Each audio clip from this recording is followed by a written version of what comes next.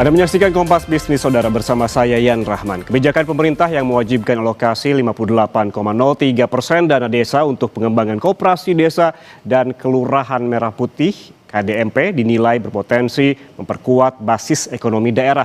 Menurut pemerintah, tujuannya adalah untuk memperkuat ekonomi desa, meningkatkan koperasi dalam sirkulasi ekonomi lokal dan juga mendorong pembangunan berkelanjutan di desa-desa Indonesia.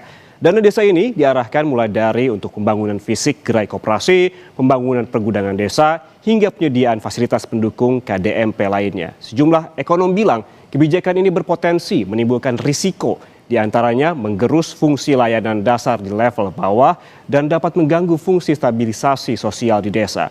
Sebelumnya, Presiden Prabowo Subianto menyoroti tajam penggunaan dana desa dalam 10 tahun terakhir yang dinilai tidak berdampak signifikan pada kesejahteraan rakyat. Presiden bilang banyaknya kepala desa yang terjerat kasus hukum menjadi bukti adanya ketidakberesan tata kelola. Sebagai solusi, pemerintah kini menyiapkan terobosan baru melalui pembentukan Koperasi Desa Merah Putih untuk memastikan bantuan sampai langsung ke tangan warga. Kita lihat bagaimana alokasi dana desa di tahun 2026. Ini dia dasar kebijakannya. Dasarnya dari Peraturan Menteri Keuangan atau PMK nomor 7 tahun 2026 dan berlaku sejak diundangkan pada 12 Februari 2026 yang berbunyi penyesuaian alokasi sebagai akibat dari kebijakan pemerintah dalam rangka mendukung implementasi KDMP dihitung sebesar 58,03% dari pagu dana desa setiap desa atau sebesar 34,57 triliun rupiah. Jika kebijakan ini berjalan efektif, digadang-gadang akan meningkatkan perputaran ekonomi desa, koperasi desa punya modal lebih kuat dan desa lebih mandiri secara ekonomi. Namun bagaimana jika tidak berjalan efektif? Tentu yang terjadi adalah sebaliknya. Lalu bagaimana rincian alokasinya? Kita ke data selanjutnya. Nah ini dia saudara, ini angka alokasi dana desa di tahun 2026. Total pagu dana desa anggaran tahun 2026 ditetapkan sebesar 60,57 triliun rupiah. Dari jumlah ini diputuskan sebesar 58,03% atau sebesar 34,57 triliun rupiah dialokasikan untuk koperasi desa Merah Putih. Sementara sisanya yakni sebesar 41,97% atau sebesar 26 triliun rupiah digunakan untuk dana desa reguler. Selama ini dana desa reguler berperan sebagai penyangga melalui program padat karya, pemeliharaan infrastruktur skala kecil, intervensi bencana hingga dukungan layanan besar. Meski demikian, saudara, kebijakan ini menjadi polemik karena dinilai tidak mempertimbangkan perbedaan kebutuhan, kondisi ekonomi dan juga potensi usaha desa masing-masing. Lalu, seberapa besar kebijakan ini sebetulnya akan berdampak terhadap perputaran ekonomi dan masih dibayangi risiko apa saja? Jangan kemana-mana, selesai jeda Kompas Bisnis akan kembali untuk membahasnya lebih lengkap untuk Anda.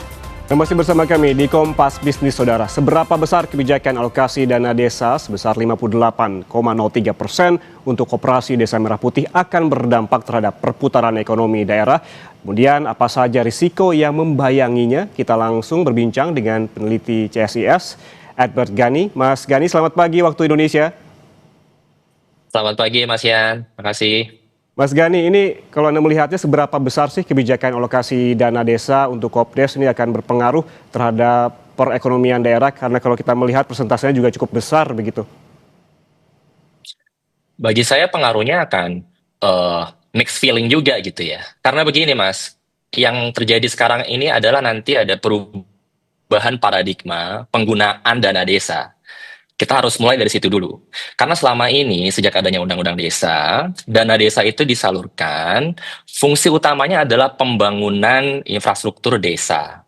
Ya, jadi penyerapannya selama ini banyak digunakan oleh desa-desa di seluruh Indonesia untuk membangun sarana prasarana infrastruktur di daerah yang sekiranya perlu selalu untuk dibangun setiap tahunnya. Nah, sekarang kan ini terjadi kontroversi. Kenapa? Karena dana desa yang tadinya fungsinya gitu ya adalah untuk pembangunan infrastruktur desa, sekarang akan dialihkan sebenarnya tadi ya dengan jumlah yang bagi saya cukup signifikan sekali gitu ya untuk pembangunan koperasi Merah Putih. Nah, ini tentu saja merupakan perubahan gitu ya preferensi penggunaan alokasi dana desa yang signifikan. Kenapa? Karena begini, tadi di segmen sebelumnya sudah saya dengar gitu ya bahwa memang ada inisiatif gitu ya dari pemerintah pusat untuk mengevaluasi penggunaan dana desa. Dari titik itu sebenarnya bagus-bagus saja, Mas Yan. Hmm, hmm. Kenapa? Karena memang selama ini ada inefisiensi, ada praktek-praktek korupsi memang yang perlu kita evaluasi. Di sana kita sepakat. Tetapi apakah caranya adalah dengan menyalurkan begitu besar proporsinya hanya kepada satu, yaitu Koperasi Merah Putih, yang tentu saja resikonya juga banyak gitu. Hmm, hmm, Resiko yang kita tahu selama ini dari dana desa bukan tidak mungkin gitu ya, juga akan kita lihat dengan apa yang akan terjadi di Koperasi Merah Putih. Nah, Mas Yan, hmm. ini sebenarnya kalau dalam bahasa kebijakannya ini sebenarnya kan earmark spending. Apa itu? Dalam artian tertentu biasanya dialokasikan dana dari pemerintah pusat yang diberikan kebebasan bagi Hmm. orang-orang di daerah, dalam konteks ini desa gitu ya, untuk menggunakannya berdasarkan kebutuhan daerah. Nah, ini kan Oke. kata kuncinya nih, kebutuhan daerah. Dan ini yang terjadi debat sekarang. Kenapa? Karena perspektif masyarakat dalam penggunaan dana desa adalah bottom up sesuai kebutuhan. Sedangkan paradigma dari penggunaan dana desa untuk kebijakan Koperasi Merah Putih ini top down.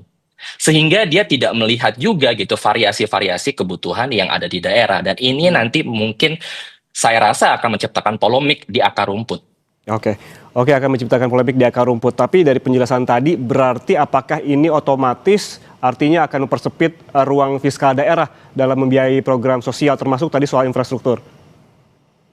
Sangat, Mas Yan, karena kan tadi proporsinya kalau kita lihat dari pengurangan yang tadi disebutkan 58%, kalau kita kalkulasi mungkin yang akan tersisa di daerah itu hanya sekitar 200 sampai 300 juta saja gitu loh. Apa namanya, dan itu untuk apa dalam konteks gitu ya, pembangunan desa Hmm, tidak hmm. banyak yang bisa dilakukan. Nah, itu kan berarti kehilangan ruang kebebasan bagi perangkat-perangkat desa dan juga tentu saja warga-warga desa untuk bisa mengalokasikan dana tersebut untuk kebutuhan yang benar-benar urgent di daerah gitu ya. Hmm. Tetapi memang bagi saya sebenarnya ada ruang opsi-opsi lain yang tersedia dari pemerintah pusat apabila gitu ya. Original intentnya adalah untuk mengevaluasi penggunaan dana desa. Kenapa? Karena sebenarnya sudah ada instrumen-instrumennya. Misalnya ada BUMDes di desa yang sebenarnya selama ini orang mengatakan adalah kita memerlukan mekanisme-mekanisme untuk peningkatan kapasitas daerah. Begini Mas Yan, bagi saya persoalannya juga bukan masalah seberapa besar sih dana yang akan masuk ke Hmm, desa. hmm, hmm. Pertanyaannya adalah bagaimana kita punya sumber daya di daerah yang cukup dan mumpuni untuk bisa gitu ya menggunakan dana tersebut. Kan ini resiko yang besar. Kenapa? Kalau Hmm. misalnya infrastrukturnya juga tidak kuat gitu ya, tentu saja dengan alokasi sebanyak mungkin resikonya justru akan semakin tinggi dalam penggunaannya, apapun instrumen maupun mekanismenya. Oke, sebelum kita lebih jauh ke risiko, begitu ya Mas Gani, jika program ini berjalan efektif, begitu, koperasi desa ini, klaimnya kan akan meningkatkan perputaran ekonomi dan desa lebih mandiri secara ekonomi. Menurut Anda apakah akan demikian? Ya, tentu saja kita belum bisa berkata secara apa namanya pasti gitu ya, apakah ada perputaran ekonomi yang baik atau tidak. Tapi begini Mas Yan, lebih baik kita mengevaluasi dulu selama ini. Apakah praktek-praktek di daerah di desa-desa itu sudah ada champion-champion yang bisa meyakinkan kita bahwa perputaran itu bisa menunjang apa namanya alokasi dana yang masuk itu bisa menunjang perekonomian daerah. Mhm, mhm. Pertanyaannya adalah apabila mekanismenya melalui Koperasi Merah Putih ini yang tentu saja belum begitu transparan gitu. Bagaimana misalnya rekrutmennya terkait dengan organisasi tersebut, siapa yang akuntabel terhadap siapa, dan Mhm, juga mhm. narasi yang sangat top down. Karena kalau biasanya gitu ya, penggunaan dana desa itu setidaknya ada elemen gitu ya kebutuhan daerah. Nah, kalau misalnya kita punya instrumen baru yang tidak menjejakkan kaki pada kebutuhan-kebutuhan daerah, tentu saja ruangan menjadi gelap sekali gitu. Dalam artian tadi strukturnya kita belum tahu partisipasinya sebanyak mungkin atau tidak gitu. Apalagi kan kita bicara koperasi gitu. Mhm. Karena judulnya sudah koperasi, Mas Yan. Kalau kita bicara dengan koperasi, dengan terminologi koperasi, tentu saja definisinya di seluruh negara, Mas. Ini tidak hanya di Indonesia, di seluruh Mhm. negara itu adalah bottom up approach dalam konteks harus ada kolektivitas di situ dan juga harus ada partisipasi dari gitu ya anggota-anggota koperasi tersebut. Kalau ini kan tidak benar-benar dari top down diberikan sebuah struktur dan juga ada semacam apa namanya pilihan-pilihan koperasi yang sudah ditentukan dari pusat gitu. Jadi bukan berdasarkan kebutuhan ataupun tadi yang sudah berjalan di desa-desa gitu. Tadi kan kita sebetulnya mengandai-ngandai itu jika koperasi ini berjalan secara efektif. Namun apabila sebaliknya, jika tidak berjalan efektif, risiko apa saja yang membayanginya? Tadi juga sempat disebutkan ada secara jangka pendek terkait juga dengan pertumbuhan ekonomi daerah yang terbatas begitu, Mas. Ya tentu saja, Mas Yan, tapi begini ya, ini kan kita juga masih bertanya-tanya gitu ya, Hmm, apa saja lini usaha yang akan dilakukan oleh Koperasi Merah Putih ini? Dan pertanyaan kritisnya adalah bagaimana nanti persaingan dalam konteks usaha-usaha kecil di daerah. mhm, mhm. Ingat bahwa di desa ini sudah ada unit-unit ekonomi mikro gitu. Bagaimana nanti relasi gitu ya, Koperasi Merah Putih yang disokong gitu ya oleh negara dari pemerintah pusat akan berhadapan dengan UMKM-UMKM yang sudah ada di Mhm, desa-desa gitu. mhm, Apalagi kita juga tadi sudah saya katakan, ada BUMDes-BUMDes dan mhm. relasinya dengan BUMDes ini juga bagi saya akan menciptakan pertanyaan dan juga ruang-ruang konflik. Karena di Mhm. daerah sudah membangun beberapa daerah, tentu saja tidak semuanya baik, Mas Yan, Ya, praktek yang ada selama ini. Tetapi kan akan muncul pertanyaan dari gitu ya, bertahun-tahun proses pembangunan BUMDes-BUMDes yang baik-baik misalnya, bagaimana mereka akan berinteraksi dengan Koperasi Merah Putih yang tentu saja backingan politiknya, ya gitu kan, backingan dari dananya gitu ya, tentu saja akan menciptakan kompetisi yang tidak seimbang gitu di oke, daerah. oke. Dan bisa jadi justru mematikan ekonomi-ekonomi lokal. Oke, berarti ada potensi menciptakan ruang konflik karena memang harus berhadapan juga dengan UMKM yang memang sudah ada saat ini. Kalau kita geser ke hal selanjutnya, ini Mas Gani, kan hingga kini belum ada informasi terbuka soal rencana anggaran biaya pembangunan. Apakah menurut Anda ini berpotensi menimbulkan risiko inefisiensi tadi yang sempat kita bahas hingga penyimpangan anggaran? Saya perlu terus terang bahwa mengatakan resikonya memang tinggi, Mas Yan, soal ini gitu. Karena pertama gitu, meskipun narasi yang dikedepankan adalah eh, harus bisa diisi manajemennya oleh orang-orang yang paham koperasi, Mhm, memiliki apa namanya kapasitas. Untuk orang yang mendalami desentralisasi bertahun-tahun, bagi saya ada gitu ya ketimpangan kapasitas di daerah yang begitu ya. besar.